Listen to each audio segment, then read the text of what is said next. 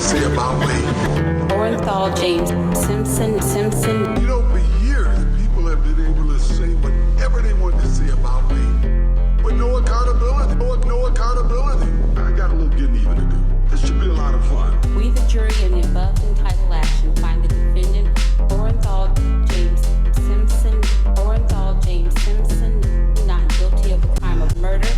Hello, all my roaches and roachettes out there. It's Josh Potter hanging out with you once again for the Josh Potter Show. And boy, oh boy, what an intro song that was. You're looking at Orenthal James Simpson over here. That's my new nickname. If I was going to play Lasertron, that would be my code name. And if you're not from the Western New York area, you have no idea what I'm talking about. We used to, as little kids, go play laser tag, and the best part was you got to fill out this little card, and you got to put your code name in there, and they would read it, and the guy would be like, "Thank you for playing Lasertron," and it would be like, "Maverick was the top gun," and it would say your name over the thing, and it would be so much fun. It was the best. That was Lasertron. So not my new Lasertron name when I go back home for Thanksgiving weekend at Buffalo Helium. I'm going to be there the 26th, the 27th, and the 28th. 5 shows. Buy tickets, por favor. When I go home to play Lasertron, my name will be Orenthal James Simpson for sure. And again, you can buy tickets up on my Instagram at Josh_Potter. You can buy them up on my Twitter at J_Potter. Just click the link in my bios on either of those things, and it will take you to the place to buy tickets, or you can simply just Google it. Get it? Simply. What else is going on? I have January 6th just announced. I'm going to be in San Diego once again, returning to the American Comedy Company, and I'm going to bring Lucas Hurl with me, a gentleman from the Comedy Store, very funny guy, and it's going to be a good time. So I hope you join us for that as well. What else should I plug? The twitch.tv/Josh_Potter. Follow along, and we'll get the streams back. Dude, the road has been just out of control, and just I'm getting kind of like, I was staying ahead of it, but going on the road and then like coming back to tape, and obviously, as you've brought up out there here in the old Roach land, oftentimes people are saying how they wish the football takes could be more timely. Trust me, I do too. By next football season, I know that's far in the distance, we will have it be different. I promise you. But right now, I'm just trying to keep my head above water, you see, because this podcast began back during quarantine. So I had no road to also balance with it. So I'm just getting my sea legs, you see, and the road has gotten so intense, and I love it, for the record. But I'm trying to keep the balls up, and keep this consistent. So that's why Twitch has kind of fallen off the beaten path, but we'll get it back. I'm going to be taking December off from the road for the most part, and I'm going to be hanging out on the Twitch a little bit more. So join me on there if you'd like, and I hope I see you at some of the gigs once 2022 kicks off. As I mentioned, January 6th in San Diego, but I had just gotten back. I know it's a little bit off in the distance from where we are on this Tuesday evening, Tuesday, November the 16th, if you're watching this on the day it came out or listening to it on the day it came out. By the way, if you do watch and you do listen, hit subscribe on whatever it is, please. And if you're a YouTube person, click the bell as well. If you're an iTunes person, rate, review, do all those things because they go a very long way and help the Roach over here. Who is fried, for the record, Kirsten? The Roach, it's like he has flown up into one of those blue light things. What are those called? A bug zapper? Yeah, you've just been electrocuted. Yeah, it's like I grazed it. Because, if you go full on in that, that's like, a spaceship flying into the sun. There's no coming out of that. But it's like I grazed it, I got a wing on it, and I'm just like a little like, ugh. It's like I stuck my finger in an electrical socket because I was partying just so hard at Skankfest South. That went off this past weekend as of when we're recording this, but obviously the weekend before this past one for you out there. But Skankfest South, I can't say what people haven't said already. I mean, it was just an unbelievable time. And I got to say, I was not even booked on Skankfest. I was simply, 2 years ago, they had the lineup. And, I thought, I didn't make it that time around, so maybe I'll get booked on the next one. Who knows? As the 2 years have gone by, this podcast has grown, and I've been doing a lot more road gigs. And I tweeted, I wish I was going to Skankfest because after quarantine, it looks like it would be so much fun. To which Lewis DM'd me, come hang out, man. If you're in the area, feel free. We'll see if we can throw you up. So I did. I went, I just was like, it. I just said, screw it. I should have said that the first time because of the nice boy clock. And here in the nice boy clock right now, I'm going to be the nicest of boys because I've had the nicest of time at Skankfest South. But he said, yeah, if you're in the area, come on down. Or not even if you're in the area, but, if you want to come, you're more than welcome. And so I took him up on it. I just went down. I didn't have any sets. I saw so many comics, dude, that I haven't seen in years because of both COVID and the fact that you just don't see, when you're out on the road doing gigs on your own, headlining and things like that, sometimes you get lucky and there's another comedy club in town and you have a friend who's at that one. But that's not very often. It's actually quite rare, as a matter of fact. So you take the time to spend with those people. But this was like it was insane how many friends of mine I haven't seen in years just at Skankfest, and I had such a wonderful time seeing everybody, not to mention all of you who came up to me. There's so many roaches at Skankfest. I didn't know the roaches were going to be scurrying about Skankfest, and I was so pleasantly surprised to find so many of you and take pictures and do all of those things. And I didn't even feel the need. I know that there were roaches there who were asking, when are you going up? I don't see you on the list. I said, I'm not even booked on this thing. I came to hang out and drink beer. And boy, did I drink beer. And boy, did I do a lot of drugs. I don't know if the nice boy clock will be ruined by me admitting to the immense amount of drug use that I did at Skankfest South. I never did acid before. I'll admit it first here, foremost. I've been a shroom guy, Molly, ecstasy. Never did acid. And did my first one. I was with, I don't know if she's gonna come on the podcast and we're gonna talk about it in a couple of weeks. First week of December, I believe. But I was with Sarah Weinshank, and a friend of hers had acid and was like, hey, you want to do some? And I said, sure, when in Rome. And then I said to Sarah, I go, I've never done acid before. And she's like, really? And I was like, yeah. She goes, oh my God. But it couldn't have been more wonderful. I might switch teams. I always thought, Kirsten, that I was a shroom guy.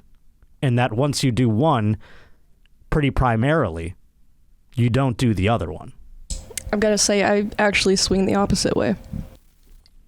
Well, now that I've tried it, I think I'm on Team Acid.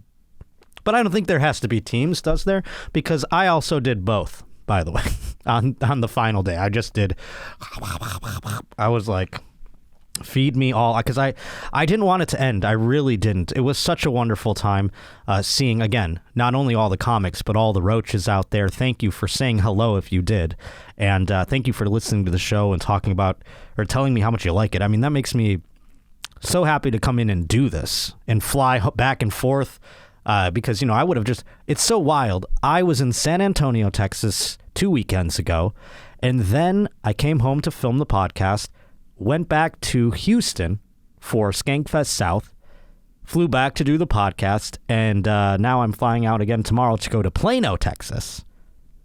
Just back and forth to Texas. But again, it makes it worthwhile flying back and forth just to do this podcast for those roaches who came up to me out in Texas. It was beautiful. I know many of you were out of state too. But I wanted to say thank you to Lewis for that. He gets such, like, I don't know, some comics, they like say such fucked up shit about him, and not like in a, they're unknowing dorks. I see him on Twitter fighting with people all the time. That guy couldn't be more sweet and inspirational, in my opinion.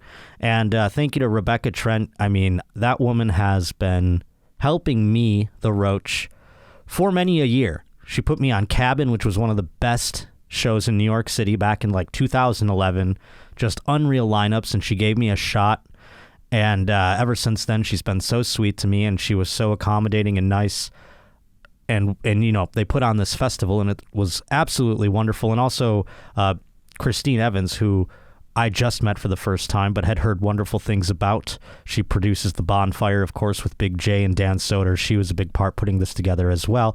And that leads me to the other thing, the fact that they had so many amazing volunteers at that festival. It was crazy how many comedy fans and Roaches were just volunteering at the festival. So enthusiastic and welcoming, and did everything for you. There was this one guy, his name was Blind Mike. I guess he's a Gas Digital intern. I mean, this kid was running around. He would come up to me and go, "Do you need anything?" And I was like, "If you can find me another one of these, I would love it." And he'd come back with a beer. I was throwing money at this kid all weekend. I think I gave that kid like $100. I don't know. I was like, because he was so sweet. I was like, oh man. I was like tipping him like a bartender. Every time I turned around, this kid gave me a beer. God bless him. You know, I had the best time. I mean, and everybody performed. Everybody who performed got just crushed. Everybody was there. I mean, people from all sorts of different ends of comedy were at Skankfest South, and I'm so happy that I went, and I hope I get to next time. Lewis tried to get me to, he literally was like, "We're going to get you up. We want to get up tonight." And I was, doing so many drugs and hanging out and having so much fun that I didn't even care if I was like, "Not really. I'm just having fun. I don't need to go up." It's like a vacation weekend for me. It was just as much fun for me to go watch everybody and just chill, during the weekend as well. I had such a blast. So thank you to them. I wanted to thank them again. And thank you to Sarah Weinshank and Jessica Michelle Singleton for cruising around. I mean, that was my acid trip family during the whole thing. And by the way, if you are in the Buffalo area, my hometown, where I will be at Helium during Thanksgiving weekend, Jessica's going to be there on the night of this release, Tuesday the 16th.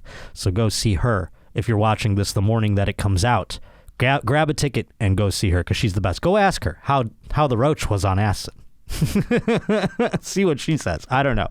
I called her my festival mom. So wild stuff. And by the way, I did Jeremiah's podcast out there. You should go check that out. He did one, such a great idea. He just kept doing little hits with certain people. And it's like me, Stanhope, Kurt Metzger, Eddie Pepitone, and I forget who else, Kevin Ryan, who are on that podcast. So go check that episode out. And Jeremiah is going to be on our podcast November 30th. So get ready for that. And I met all the New York guys, people I've never met before. Colum Tyrell, coolest guy. He's going to be on this podcast down the road. Ryan Long is going to be on this podcast on November 23rd, the week of Thanksgiving. We have a very special Blackout Wednesday episode planned. And Ryan Long is going to be on that episode with me. So get ready. We have some fun guests in the next couple of weeks here, checking into the old Roach Motel in the Josh Potter Show. Now, we mentioned Sarah. She is, of course, battling Chase for the Golden Roach and the prize of $100. And right now, it's kind of up in the air of what's going to occur because... and people were asking me, this contest, I guess I made this contest confusing, Kirsten. I don't know. Did I? Is it confusing to you? No, I think I understand it. I mean, they rank the players, and then I assume that whoever has, the most points in, the top 3 or so would end up being the winner. Yeah, who's the most accurate? Yeah. When the final amount of rushing touchdowns comes out, and they are ranked as such, which one has more in the accurate slot? You know? Yeah, no, I understood it. Okay. The people out there, I don't think do, some of them. I don't know. I'm trying to, I always explain with patience because I'm not like, are you dumb? No, I'm just I don't want people to think, I'm shitting on them for them not understanding, but I think it makes perfect sense. Either way, I was talking to Sarah, doesn't even understand the contest. So she's like, am I winning? I'm like, we'll see what happens here because now Derrick Henry hurt, out for the season. But another gentleman who is on the old list there is Mr. Dalvin Cook. So he's going to come up in the sports, by the way. We're going to do that story in a little bit. I wanted to give a shout out to the gentleman who created that song in the beginning, Orenthal James Simpson. Hey, Twitter world, this is yours truly. We'll read the email with the song underneath. It says, "Sup, Potter World?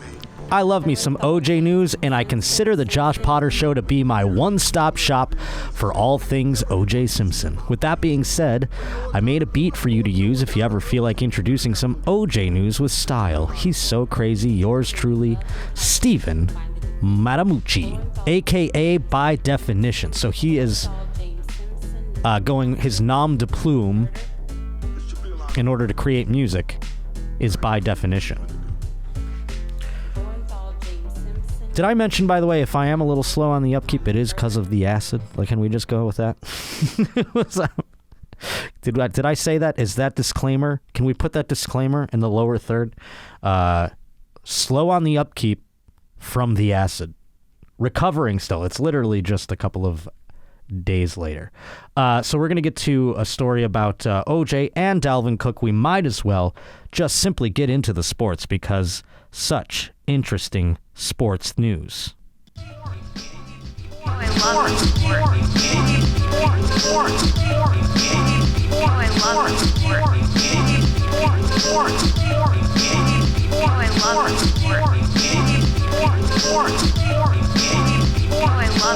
know Mike Vick had that thing with the dogs and shit. Yes, getting into the sports, I did want to mention a brief little story about OJ because last week I made a mention of the fact that OJ's name is still up on the Buffalo Bills Wall of Fame in their Ring of Honor.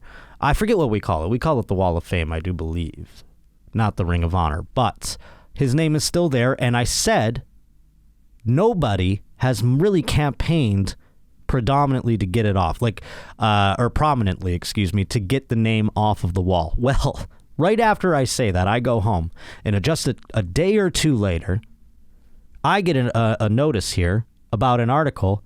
Assemblyman Pat Burke wants O.J. Simpson's name off the Bills' Wall of Fame.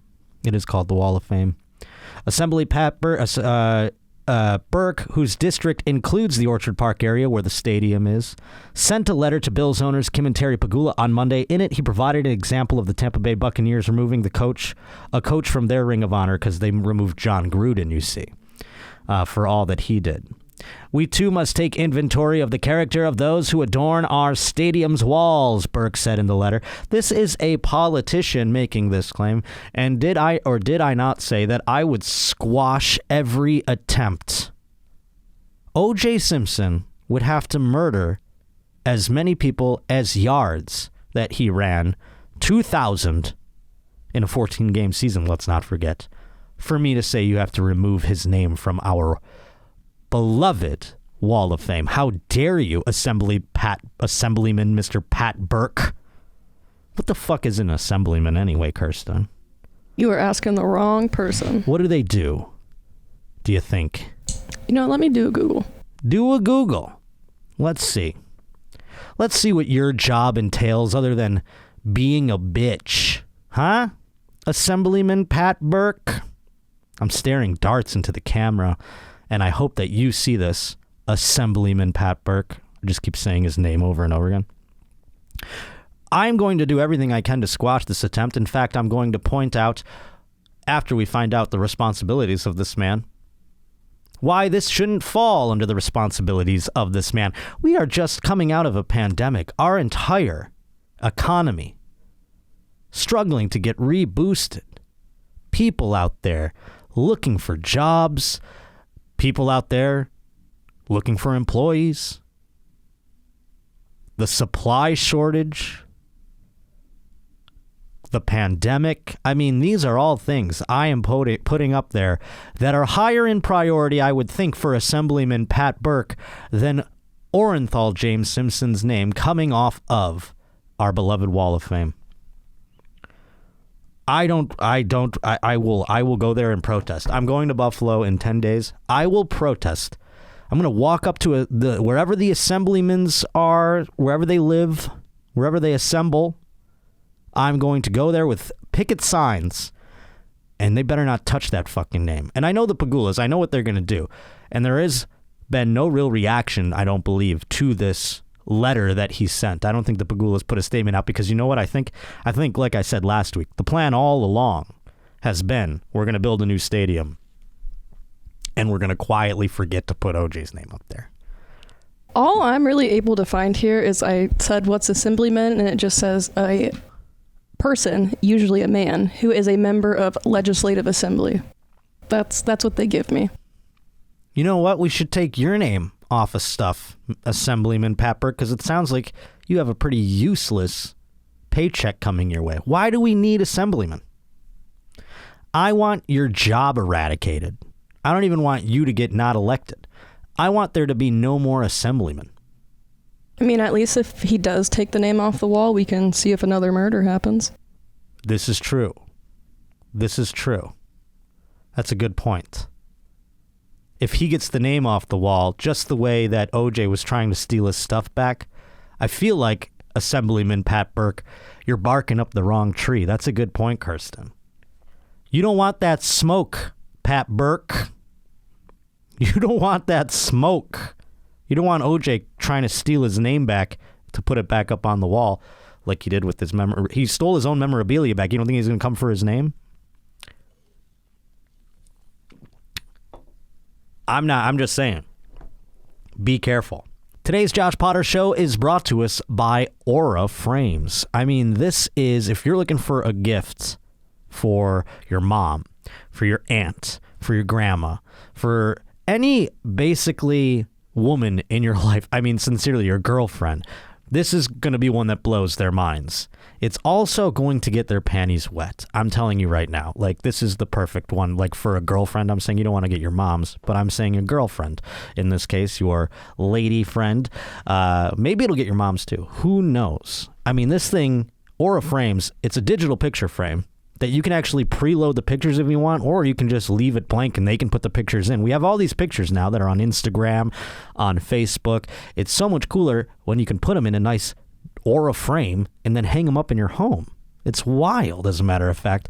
I got one for my mom and her head exploded, basically. It's all over the wall. I mean, this thing was even on Oprah's Favorite Things 2021, and it's been on it for 3 years running. You can take advantage of Aura's best deals of the year with Black Friday and Cyber Monday pricing now through November 30th. Visit auraframes.com now to get gifting as well. I mean, you can even have them put it in a nice little gift box ready to go, and you don't even have to think about wrapping it at this point. That's auraframes.com, and my listeners can use code JOSH to take $30 off Aura's best-selling digital picture frames. That's, again, code JOSH at auraframes.com to take $30 off Aura's best-selling digital picture frames.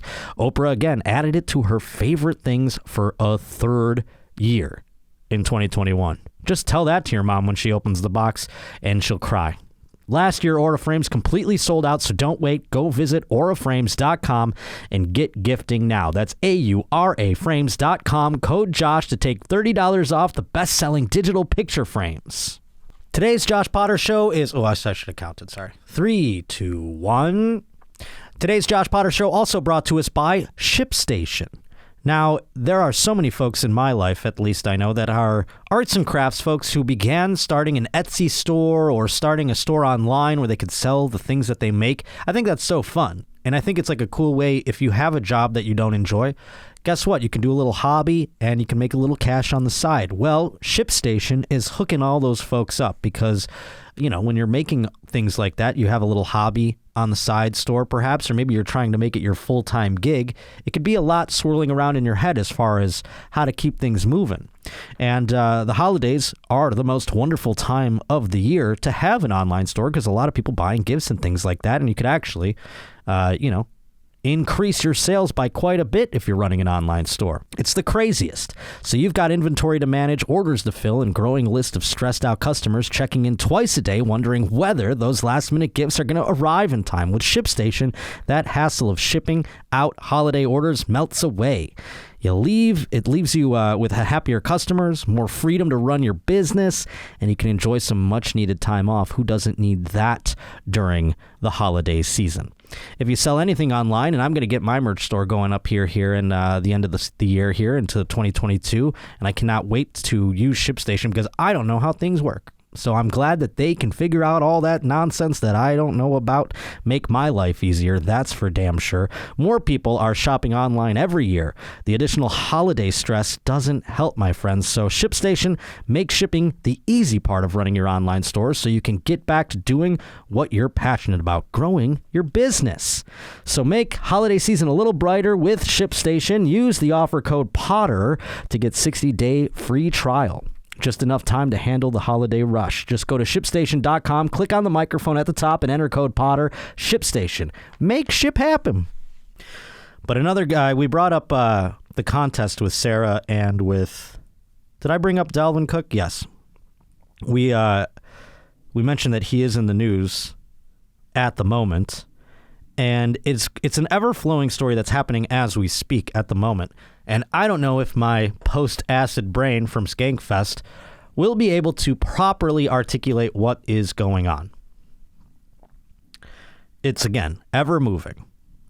I saw, the way that I came across this, I saw Adam Schefter tweet out the following.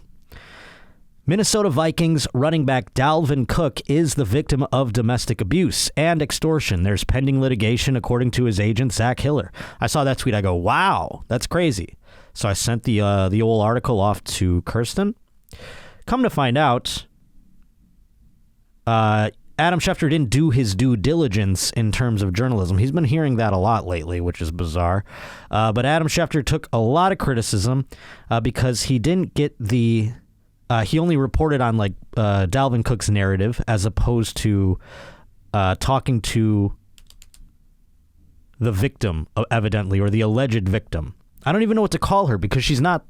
We found out. I mean, it's so back and forth ping-ponging as to who's the victim here, as the domestic violence victim.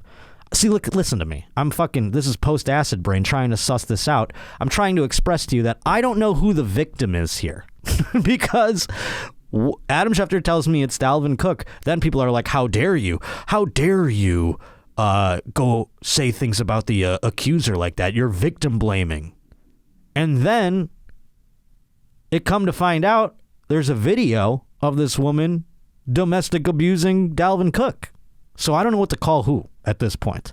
Can we see the video, Kirsten? Ooh, Chris, you're blocking him. Come on. Zach, I'm gonna block him. You can call the police. You can call whoever. Nobody wants to call the police. Just let him go. No. Okay, let me talk to him. No talking. No talking. You owe that to me. You owe that to me. Shit to nobody. I don't owe. Let my hair go. Chris. Let it go. Stop.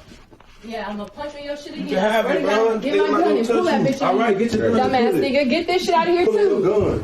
gun. Who's gun? Who, bro? Chris, stop. So, I mean, that looks pretty cut and dry to me, right? That Dalvin Cook was right in his assessment of things? Am I right? Am I wrong? What do you think? I mean, it sounds like she's being the aggressive one and he's getting away. I don't... You're the woman here, Kirsten. Get me out of the muck and mire of my tongue-tied brain pretzel. Yeah, I mean, I don't know. This is also just only a 30-second clip, so I don't know, what's going on before this or afterwards.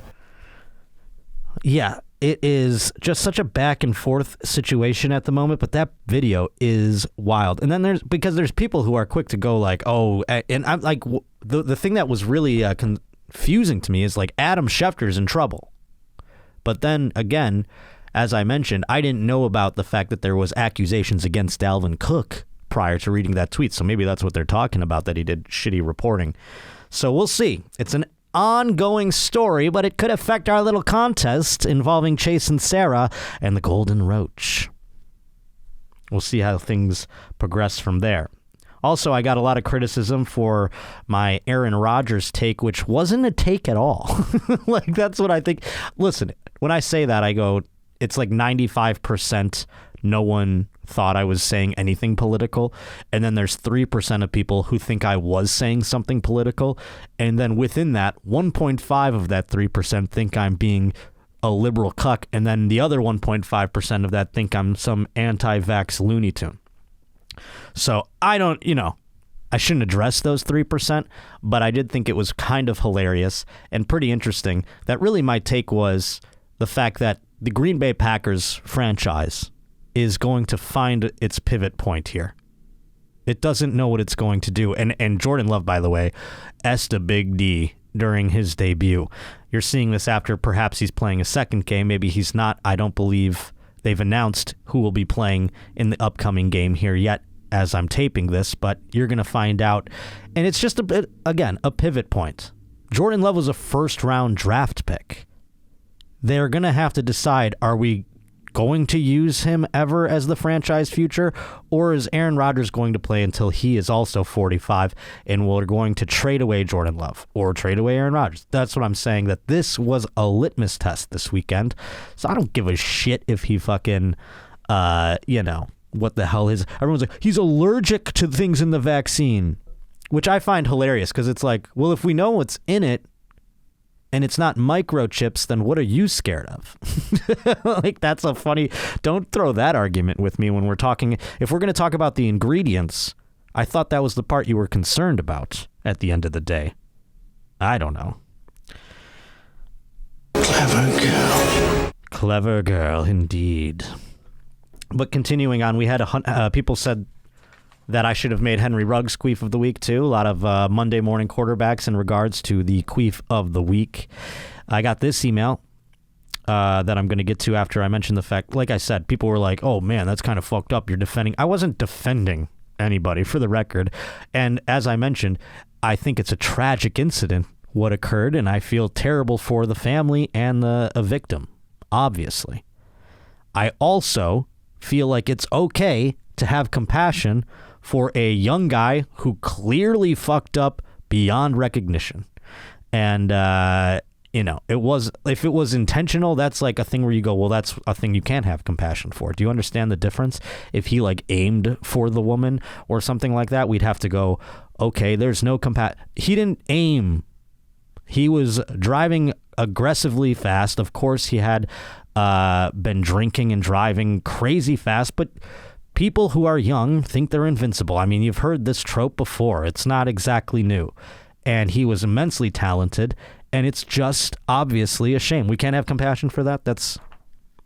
But another guy points out something here where it makes me feel less and less. But again, you can't account for mistakes. Mistakes are mistakes. I mean, how big or how small, a mistake is a mistake. A murder, again, if he was... trying to hit people or something, that's intent. That's different. That's malicious. So this person wrote, big fan of the show, Josh. I'm currently watching episode 58, and you were talking about how you felt bad for Henry Ruggs. Again, compassion I have for him. Felt bad makes it seem like I'm treating him as if he's the victim. I am not. And while I understand your point of view, well, thank you, there is a piece of information that may change your mind. After hearing about the accident and reading online about it, there were several people who commented and mentioned that the NFL has its own driver service for all the players and it operates 24/7, no questions asked. The NFL wants to make sure its players always get home safe. He had zero excuse to be driving, and on top of that, the police only administered a blood alcohol test about 2 hours after the accident. That's kind of par for the course. They have to wait a certain amount of time for the one that could be what's the word, Kirsten? Help me. Admissible. Thank you. In court. So, he was twice the legal limit at that time. Who knows how high it was at the time of the accident? Yes, people make mistakes, but he had all the resources available to him to make sure that this kind of thing doesn't happen, but he chose to drive regardless. And personally, I have zero pity for him and whatever he has coming his way, especially after seeing the footage of the victim's car in roaring flames and having to see them melted. No criticism on you, Josh. Just wanted to fill you in a little more than what you had mentioned on the show. Well, Corey from Canada, that's who wrote that in. I'm not going to say that I changed my stance on it.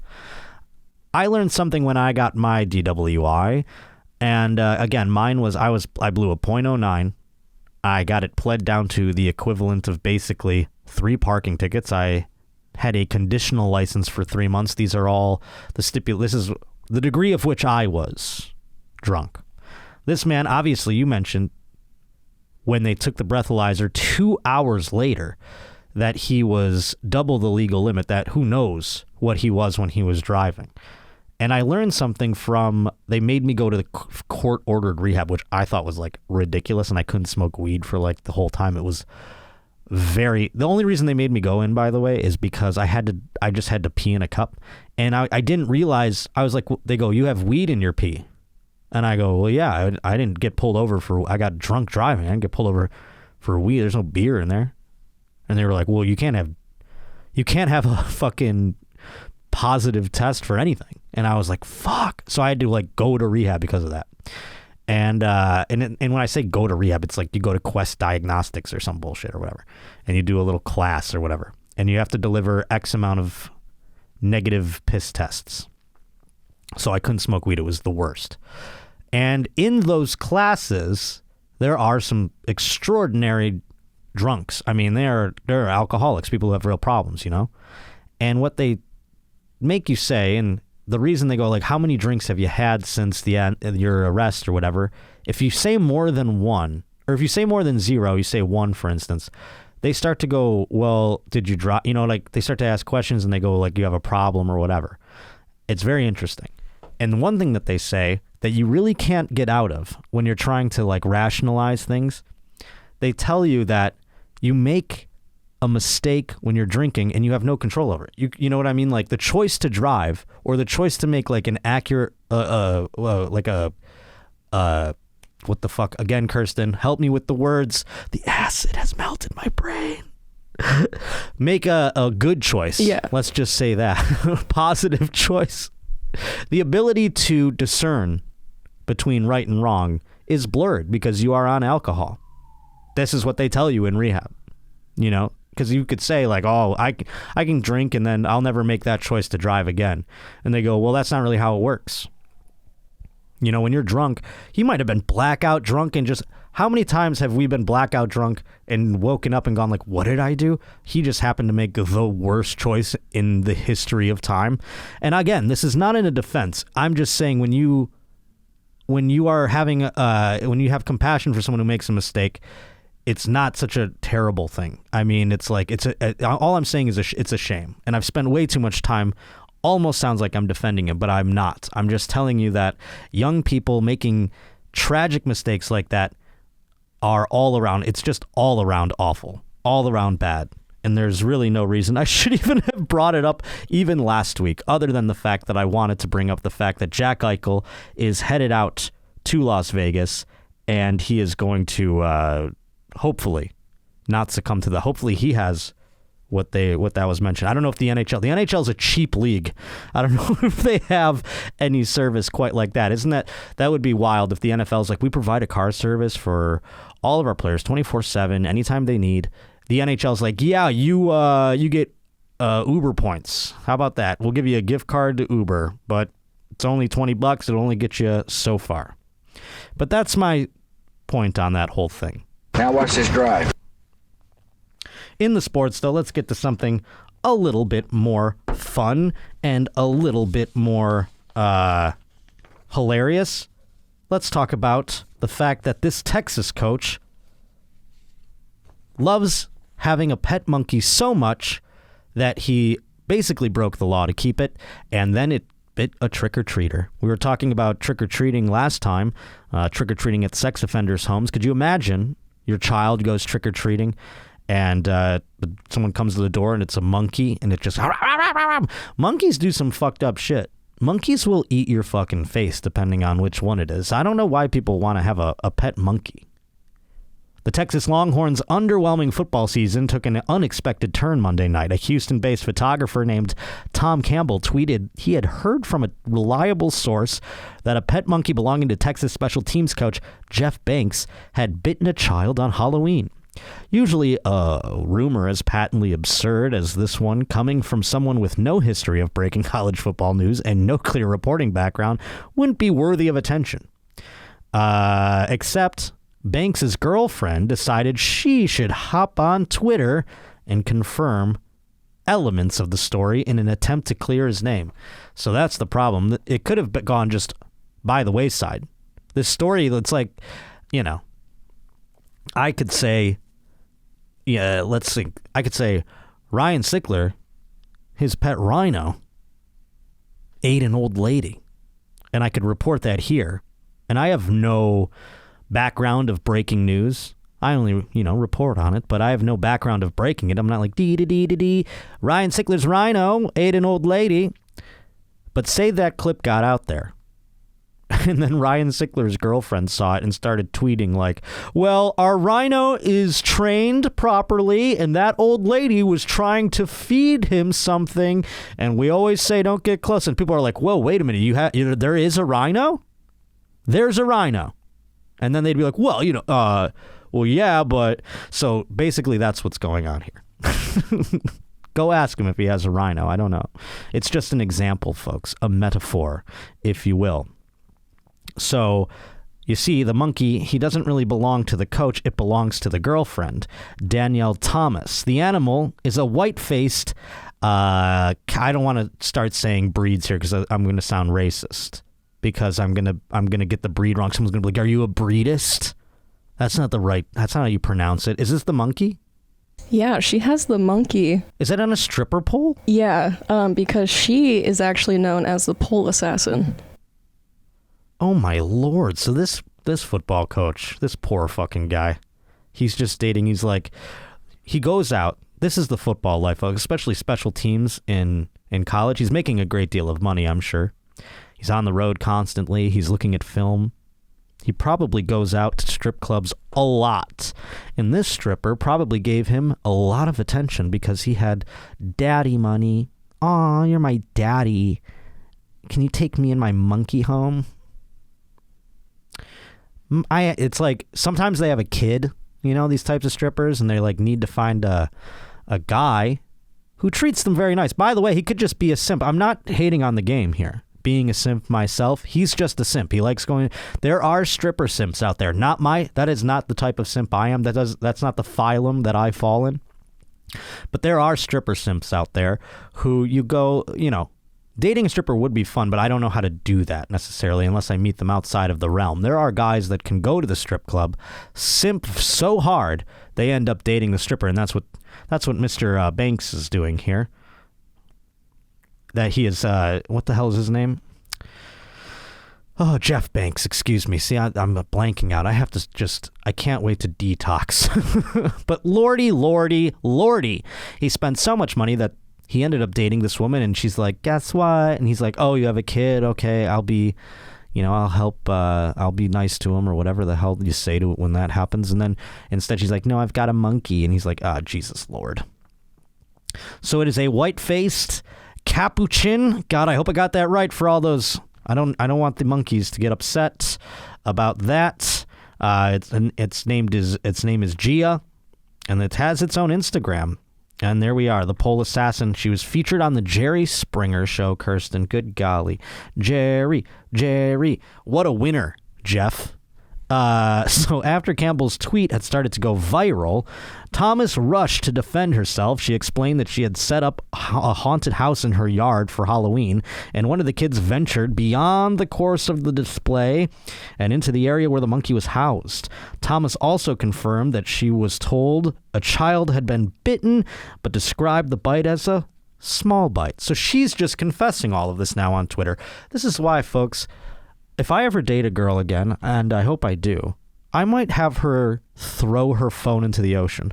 I just don't want them to have Twitter and Instagram, and to like, if a person is saying things about me on the internet and they're jumping in and it's making it worse, that's it. I'm going to be like, well, now I have to distance myself from you.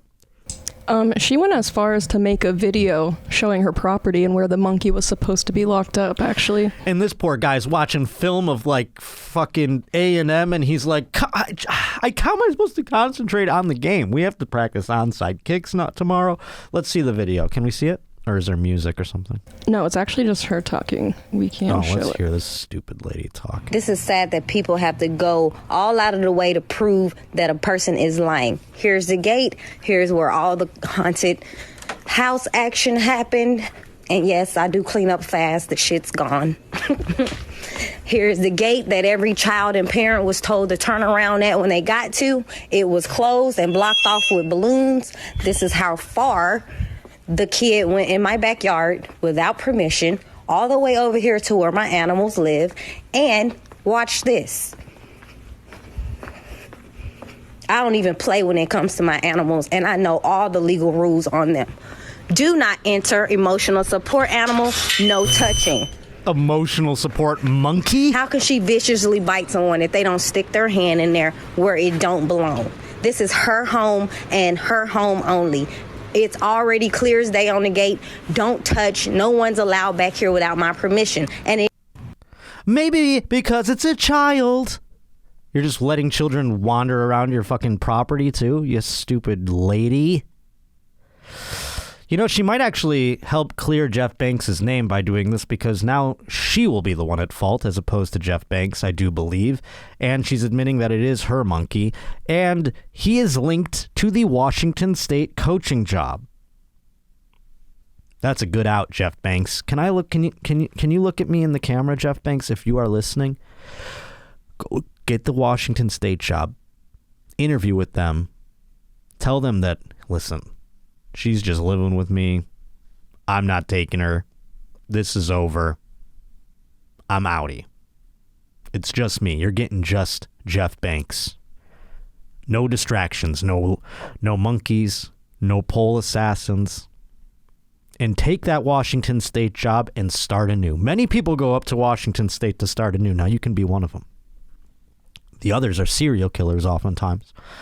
But you can be one of them. So I wish you all the best, sir. And God bless. Now it's time to play a fun game. Is Mac Jones a scumbag? I don't know. I was at Skankfest, and I paid attention to the Bills game alone. And that was the awful Bills game where we played the Jacksonville Jaguars. We lost 6-9. I'm so glad that I spent time at Skankfest and didn't really watch it. I just was on my phone, refresh. But I didn't watch much football on Sunday at all. And when I found out about this incident, you know, I saw some tweets about it and things like that. I went, huh. But I did not watch the film because I wanted to watch it right now for the first time and share my unbiased opinion. Of course, Mac Jones, the quarterback of the New England Patriots. I'm not gonna let that affect anything that I have to say about this, you see. Mac Jones was trying to hurt an opponent, according to this article. That's the only takeaway one can have after watching replays of him twisting Brian Burns' ankle on Sunday in New England. And any player who intentionally tries to hurt an opponent, especially with something not in the flow of the game, should be punished hard by the NFL, except he won't be, according to a report. Tom Pelissero of NFL Media said that the NFL will review Jones's ankle twist, but faces a possible fine, but nothing more than that. This article claims that might not be enough. The play looks as dirty as anything Ndamukong Suh has ever done to get suspended by the NFL. Jones, on the ground after he was sacked and fumbled, reached out and then grabbed the ankle of Burns, the Panthers' pass rusher, following the play. Then Jones turned the ankle in a malicious way. Well, let's take a look. Hey, real quick. So far, I'm going in unbiased, like I said. Before you play it, I want you to look me in the eye just like Jeff Banks had to and understand I'm going in unbiased. There is no bias here. Let's see what happens.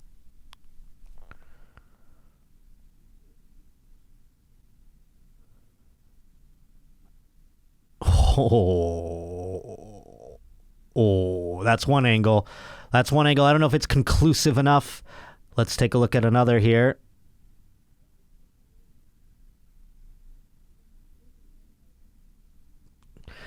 Ding, ding, ding. Mac Jones is a scumbag. That's what I saw right there. Just a twist of the ankle. If you were listening, I should have described for those listening at home. It was just silence there for while I was watching it. But again, this was the first time I was seeing it. I needed to have concentration and really put my one good eye out there. The bad one too. I had to focus both of them on this play just to make sure I can conclusively say Mac Jones is a scumbag. I didn't ever want to say that. I was, he came into the league. I said, he looks like an astronaut. He looks like he's kind of going to be scary in terms of, I didn't want New England to draft him, but they did, and here he is now on my arch nemesis team. But I went into this unbiased, but I can honestly say, after watching the film, scumbag. I can't wait to see how else he's going to be a scumbag. And he won't get suspended, like that article said, because they love the Patriots so fucking much. And people are like, oh, what about Deflategate, Josh, huh? They suspended Brady. If they did for Deflategate, this shit isn't wild. It does look like Ndamukong Suh. And he got suspended a lot. I wonder why Mac Jones won't get suspended. Can you find out for me, world? I don't know. We'll see. But I like that game. We're going to continue to bring that one back. Maybe we'll get a theme song. Is Mac Jones a scumbag? Yes. In this case, he very much is. Today's Josh Potter Show is brought to us by the fine folk at Quip.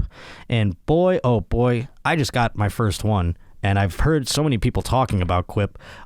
It's probably the most popular electric toothbrush on the market. I mean, it's loved by over 7 million mouths already. And the deal with it, you see, it's not just like every other electric toothbrush. This one has timed sonic vibrations with 30-second pulses to guide a dentist-recommended 2-minute clean.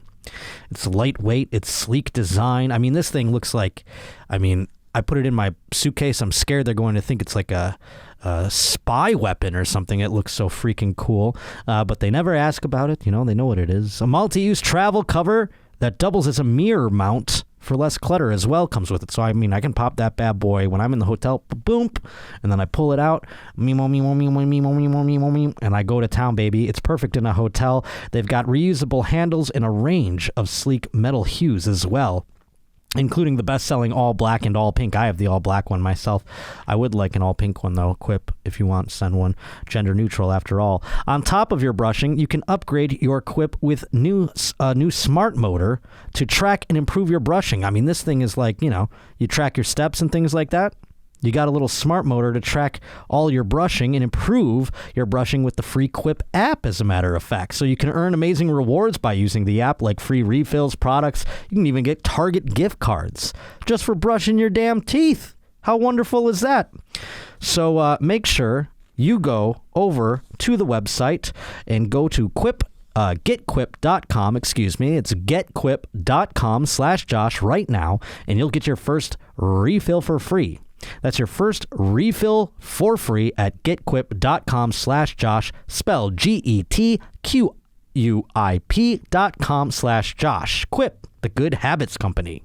Today's Josh Potter Show has also brought to us by the fine folks at HelloFresh. I've expressed how much I enjoy HelloFresh and the fact that it makes so much less I am losing brain space, as I've indicated in this episode quite a bit.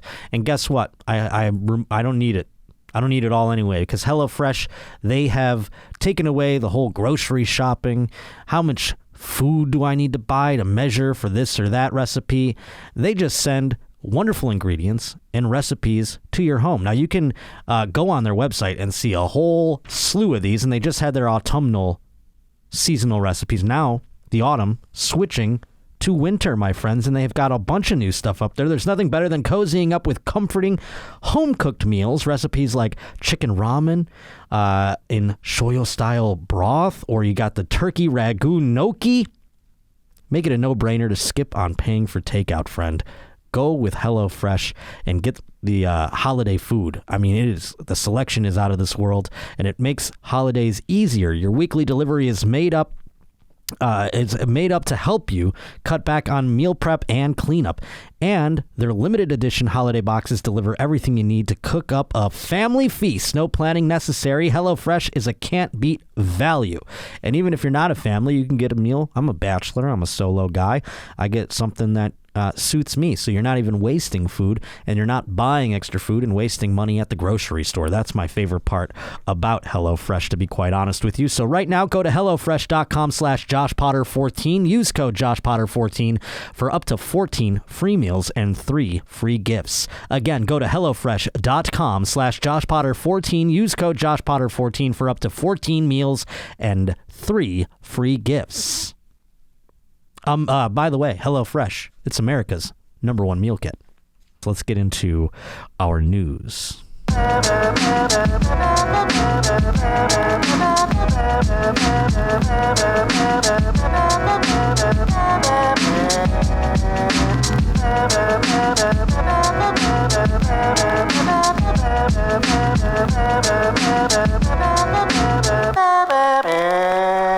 Roach reporter Zeke Lindgren has sent this story in, and of course you can do the same at joshpottershow@gmail.com if there's anything you want to submit as far as news stories go, or you can be like Odd Track Numbers here, submitting in a remix of our sports and news, or you can send in an intro song, whatever you want to send in. That is the email. Again, Zeke Lindgren sent this little headline in. Well, I won't read the headline because it gives away the matzo ball of this whole thing. A dispute over a borrowed sex toy ended with a Kentucky woman stabbing her male cousin with a kitchen knife. What? I mean, my post-acid brain is just melting down after reading that initial sentence. According to cops who arrested the alleged assailant on multiple criminal charges, police were dispatched late last month to a home in the city of Corbin after the occupant, Crystal, called 911 to report that she had stabbed a relative. The 33-year-old Denham told officers that Michael Barton had come to her residence and they had gotten into an argument over a sex toy.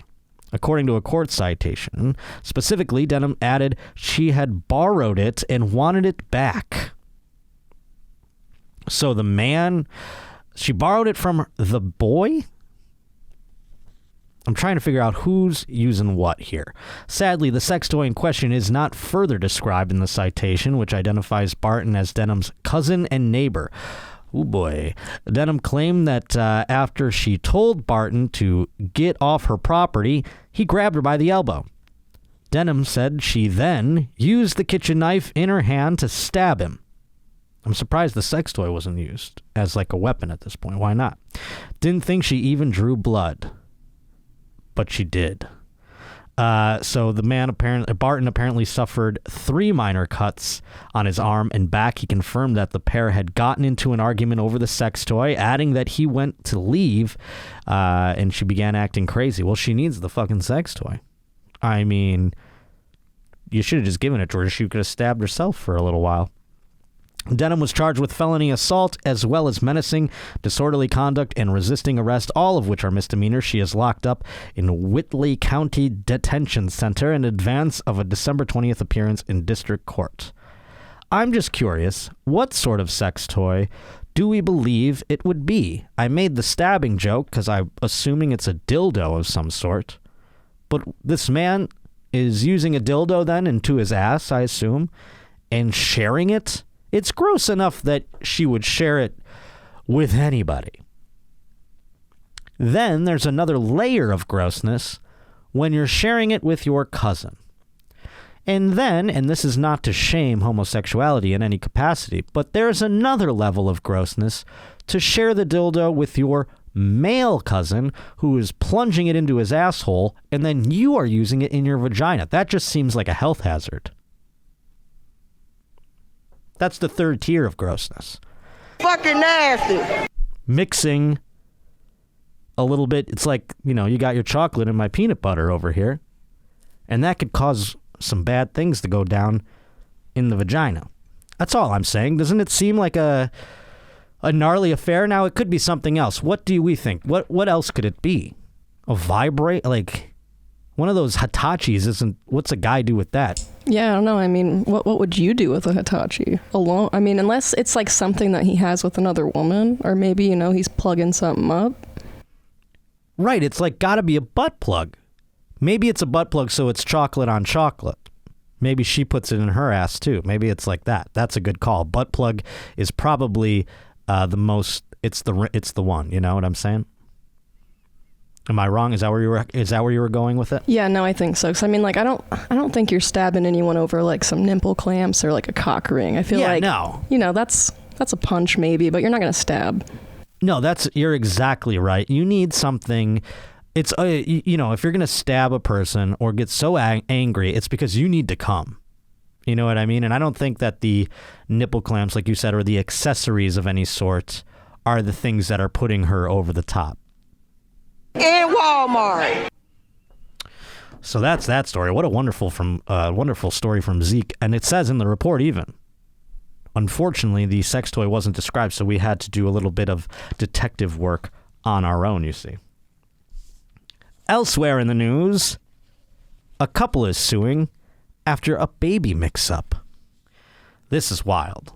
2 California couples gave birth to each other's babies after a mix-up at a fertility clinic and spent months raising the children that weren't theirs before swapping the infants, according to a lawsuit filed Monday here in Los Angeles. It's so wild to me because, you know, when you read a headline like that, you think like it's the old classic, oops, I switched the old beds in the hospital. You know, that's like a movie or something like that. In this case, these couples made babies in fertility clinics. I don't really know the science behind that, but I assume they take his jizz and her eggs, they put them in a tube, and then they put the baby in the woman. Am I wrong? Did I get the A to B to Z there? Sounds like it'd make a baby. So that's what I'm assuming occurs. In this case, they took the jizz, they took the egg, poured them together, made the baby, and then they put it in the wrong lady. And then they put the other lady's jizz and egg in another lady. So now, they should just, by the way, this should be a reality show. They shouldn't have swapped them back either. So now the babies grew up in the opposite wombs. They raised them, and somehow they find out. I wonder what it is. Could you imagine they raise it? I don't know. It doesn't say, well, we haven't gotten into the article yet, but my mind is wandering. What was the tip-off that this was the wrong baby? Like, did they want to take it back? I mean, did they go like, this one's a real, good golly, I do not want this baby. This cannot be mine. Did you fuck up? They go back to the fertility clinic and go to like, did you fuck this shit up? This doesn't seem like mine. The baby's black and the couple's white. They're like, I mean, is this possible that this could happen? So let's find out what tipped it off. I don't know. They suppressed their doubts because they fell in love with the baby and trusted the in vitro fertilization process. This is one of the couples here, you see, and their doctors. The one woman said, learning months later that she had been pregnant with another couple's baby and that another woman had been carrying her child caused enduring trauma. She said, I was overwhelmed by feelings of fear, betrayal, anger, and heartbreak. I was robbed of the ability to carry my own child. I never had the opportunity to grow and bond with her during pregnancy, yada, yada, yada. Did they know, though? So I'm looking at the article here. This might have gotten cut out, but it does say that their child had a darker complexion than they did. Detective Roach does it again. A darker complexion. They put it out. It's like fucking... it's wildly different. They're like, I just can't imagine. The mother's like, we didn't even have sex to make it. That could have caused some real problems if it was like created through fucking, you know? But this guy, in this case, he's like, well, I mean, they must have just threw a little bit of somebody else. You know, how do you even determine it? It's so wild to me. And then meanwhile, the poor other couple is like, oh God, what is this? You know, I don't know how black people would, I'm not black. I don't know how they would even react to having a white. Maybe they would think it was awesome. They would be like, shit, our baby's white. Now we don't have to have a lot of discussions with them. Oh my God, thank God.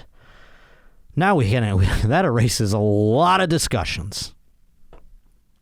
So that is wild that occurred. And thank the Lord that I guess they were different complexions, maybe even different races, because of the fact that they would have never gotten to the bottom of that if that was the case. If they were both a couple of white dildos, then, you know, they would have never known. But it's probably best to know better late than never, isn't it? Don't you think? All right. I mean, could you imagine asking for like a DNA test like the father is, but then it comes back that the mother's DNA is not matching? Yeah, that's wild. I mean, they might have all not matched. I mean, they They had to really probably go through all the test tubes and everything like that. I wonder what the checks and balances is in a clinic like that. I mean, also it's like you really just got to hope and pray that these clinics get these things right. I need to know which clinic that was because they're getting a bad Yelp review, basically. I don't want to, I'm trying to go to the one that doesn't give me a black baby or a white baby if I'm black. You know what I'm saying? Either one. I wouldn't care. I would, it wouldn't be mine, though. That's the only reason I'd care. I'd be like, hey, what the hell's going on here? A woman suing over Pop-Tarts is a Karen to defend, which is where we'll wrap up the show today. I'm sorry again for my terrible ass. I feel like my thoughts aren't connecting. And I gave a whole thing about Henry Ruggs, so I can't wait to get raked over the coals for that. We'll see. I think I made sense, but I also don't remember anything I said from 20 minutes ago. So, this was sent in from Jason Brown to joshpottershow@gmail.com. He says, here's a Karen to defend. We don't have video of this Karen, but evidently a woman is suing Pop-Tarts, or their parent company, they should say Kellogg's. A New York woman suing Kellogg's for $5 million because the company's strawberry Pop-Tarts allegedly don't have enough actual strawberries. I can't believe she can sue for $5 million, by the way, because it's like, have you spent $5 million? Even if you buy a box of Pop-Tarts, how many days in a row would you have to buy a box of Pop-Tarts to spend $5 million? Can you Google that little math equation, Kirsten? I'm on it. Awesome. The New York Post reports Elizabeth Russert has filed a class action lawsuit accusing Kellogg's of misleading consumers about the contents of its popular breakfast pastry. The fruit filling in whole grain frosted strawberry Pop-Tarts toaster pastries is mostly comprised of other fruits like pears and apples, she claims. According to TMZ, the suit claims the other fruits are not enough to provide the same nutritional benefit of strawberries. Who the fuck knew that? Tom Brady doesn't even eat strawberries, and he's been in the NFL for 20 plus years. So now what? That's what a defense attorney? I'd come in there. I'm supposed to defend this Karen, but I'm poking holes in her argument.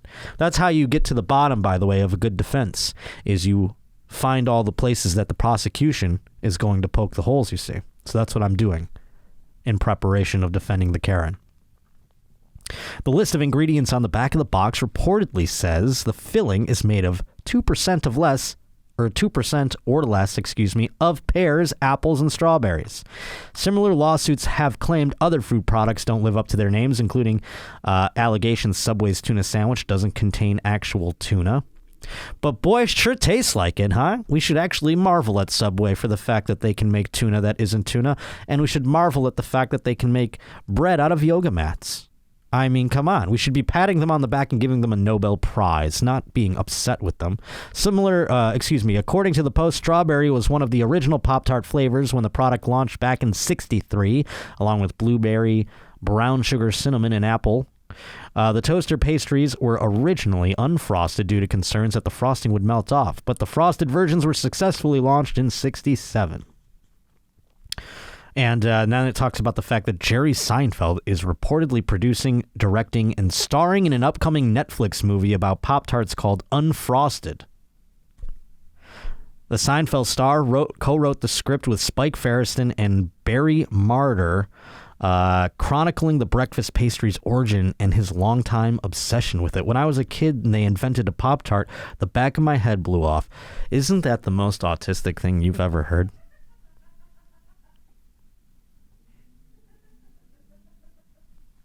God damn, Jerry. He's so autistic. It's okay. I mean, that's obviously... We love, everybody's equal. But boy, I mean, have you ever heard anything like that before? Oh, yeah, I have to defend the Karen. 5 million. Did you get the math problem, by the way? I just did my own math to try and figure out, like, a normal box of, 8 toaster pastries and, to reach 5 million. It's over, 2 million... boxes of them? Yeah, and I mean, honestly, after, the 3rd or 4th box and you're not happy with the strawberries, get a different flavor. The thing that the $5 million, get your money, girl. I say that all the time. In a big corporation like Kellogg's, get your money. But I just don't understand the lawsuit. I mean, do you think you could file, emotional damages Because your Pop-Tart's just been fucking up your whole morning? Or we have to take, and I don't know the state of this woman's health, but we have to take a look at her health and go, all these years, if there were more strawberries in the Pop-Tarts, she would be better off. Do you understand what I'm saying?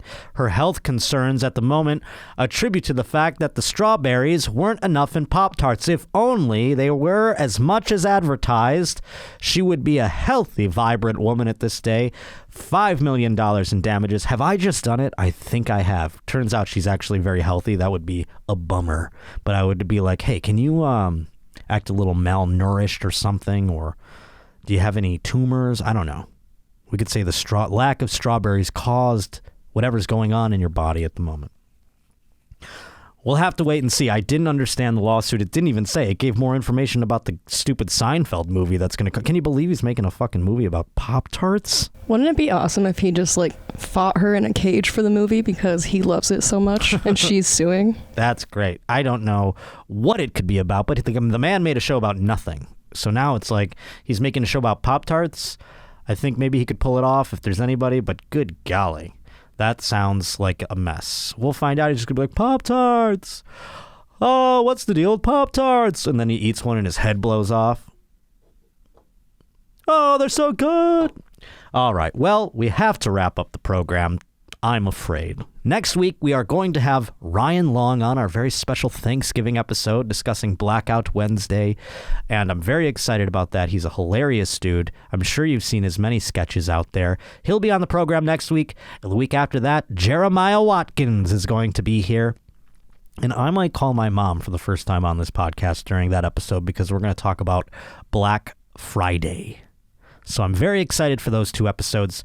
And beyond that, we have to get Sarah Weinschenk back on the program and discuss our weekend-long acid trip at Skankfest South. By the way, something I didn't bring up with Skankfest South, maybe I did and I'm forgetting it, but I want to bring it up again. The volunteers, all so very nice and welcoming.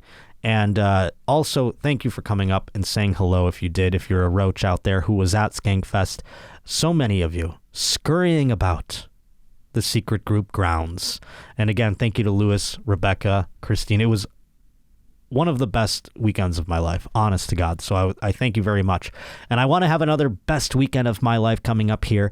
Thanksgiving weekend in Buffalo, New York at Helium Comedy Club. Go to my Instagram at Josh_Potter or go to my Twitter at J_Potter. Pick up tickets for those things. And again, just announced January 6th, I will be at American Comedy Company fucking around in San Diego. So I hope I see you there. And in the meantime, go to my Twitch, follow along. December, big Twitch month. Hey, Twitter world, this is yours truly. I will leave you with some OJ once again. Orenthal James Simpson. Orenthal James Simpson. You know, for years, people have been able to say whatever they want to say about me, but no accountability. No accountability. I got a little getting even to do. This should be a lot of fun. We, the jury, and the above